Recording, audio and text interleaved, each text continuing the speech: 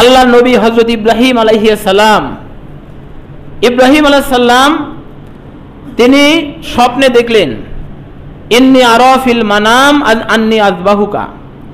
তিনি স্বপ্নে দেখলেন আল্লাহ বলছে, হে ইব্রাহিম, তোমার প্রিয় বস্তু কি করো, তুমি আল্লাহর জন্য উৎসর্গ করো।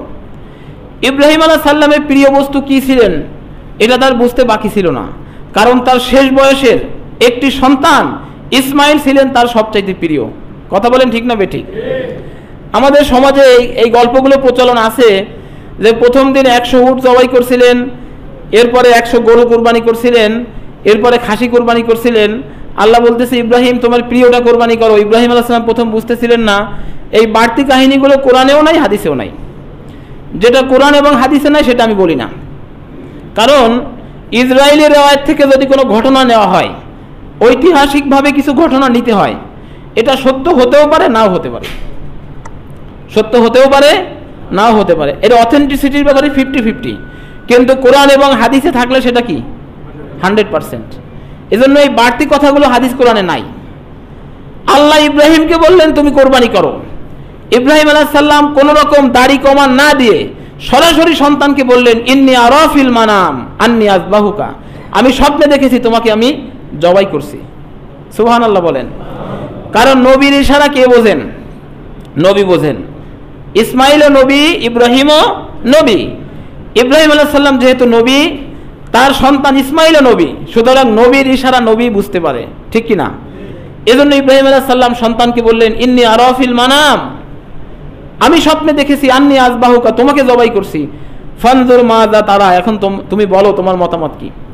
আচ্ছা আপনারা একটু বলেন তো, আমরা যদি আমাদের সন্তানদেরকে বলতাম যে বাবা আমি স্বপ্নে দেখেছি রাতে তোমরা জবাই করতেছি, আমাদের সন্তানদের সেন্টিমেন্ট কি হতো? বলতো তুমি তো বাবা না, তুমি যদি বাবা হও তাহলে আমাকে জবাই করার স্বপ্ন কেন দেখবা? তুমি তো আমার বাবাই হতে পারো না, তুমি তো একটা খুনি, অপরাধী। ইসমাইল আলাইহিস সালাম কি বললেন? কি বললেন তিনি? সাতাজিদুনি ইনশাআল্লাহু মিনাস সাবিরিন। হে আমার আব্বাজান, ফানজুর মাযা তারা, আল্লাহ আপনাকে যে নির্দেশ করেছেন সেই নির্দেশ অনুযায়ী আপনি কাজ করুন। সাতাজিদুনি ইনশাআল্লাহু মিনাস সাবিরিন। আর এই জবাই কাজ সম্পন্ন করা যেহেতু আল্লাহর হুকুম, এই হুকুম পালনের জন্য আমি আপনাকে সহযোগিতা করব, আমি সবরকারী হব, আমি আপনাকে সহযোগিতা করব। সুবহানাল্লাহ।